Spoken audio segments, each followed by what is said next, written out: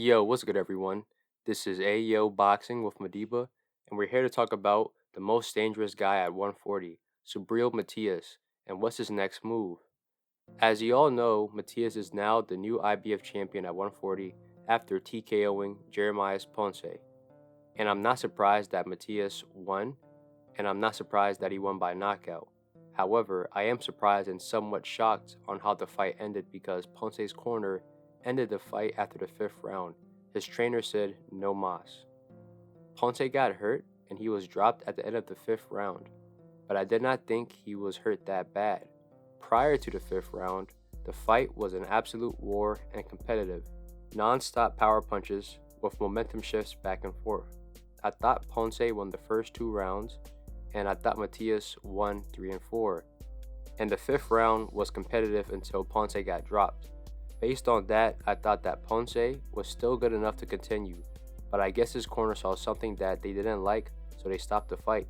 They were most likely saving Ponce from further punishment, which is understandable, but I just wish the fight went on longer. But Matias is now the new IBF champion at 140.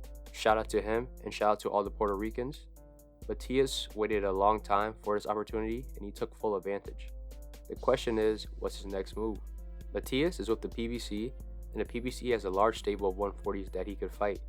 Gary Antoine Russell, Elvis Rodriguez, Brandon Lee, Sergey Lipinets are all potential opponents. Furthermore, the WBA champion, Alberto Puello, is also with the PBC, and the guy that Puello will be fighting next is Rolly Romero, who is also associated with the PBC through Mayweather Promotions. Additionally, Pro Bellum often has their fighters fight on PBC and Showtime cards, so Regis Prograis, the WBC champion, could potentially be an opponent for Matias. So technically, Matias has a lot of options. However, will these guys fight him? It's hard to say because Matias is a guy that people avoided due to how dangerous he is. He's durable, he comes forward, he's a power punching guy that will hurt you, and you can take a lot of punishment fighting him. He's a high risk fighter for anyone, so it all depends on if that fighter wants to take that risk. As of right now, I honestly don't know who Matias will fight next, but I bet it's either going to be these 3 guys. It's either going to be Elvis Rodriguez, Shojan Ergashev, or Regis Prograis. Elvis is a Dominican boxer who fought on the undercard. He didn't look spectacular against Joseph Adorno, but he did look good in his performance. That would be an easy fight to make, and that fight could sell well in New York or Florida since it will be a Puerto Rican versus a Dominican. Ergashev is ranked number 4 in the IBF, and as of right now, he will be the next person in line to fight for the IBF title. That's assuming if Jack Catterall has no interest in fighting Matias.